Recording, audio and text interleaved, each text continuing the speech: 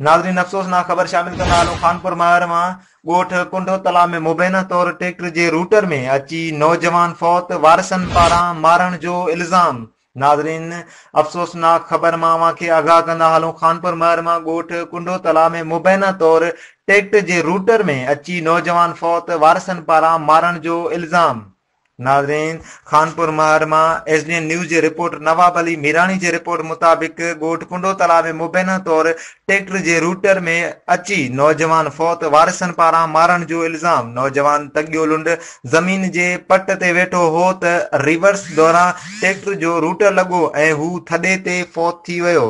इतला ते नौजवान जा वारिस वाक़े वारे हंधि पहुची विया। ड्राइवर अकबर मलिक मथां नौजवान खे मारण जो इल्ज़ाम। नेक शर वारा असांजे नौजवान खे वठी विया जेको पट ते वेठो हो। ड्राइवर ॼाणी वाणी रूटर मथां उछलायो। असांजे नौजवान खे क़तल कयो वियो आहे। पुलिस मामले जी जांच करे इंसाफ़ करे। वारिस खानपुरमहर नौजवान जो लाश खणी पोस्टमार्टम लाइ इस्पताल पहुचाए छॾियो। इल्ज़ाम हेठि आयल फरार।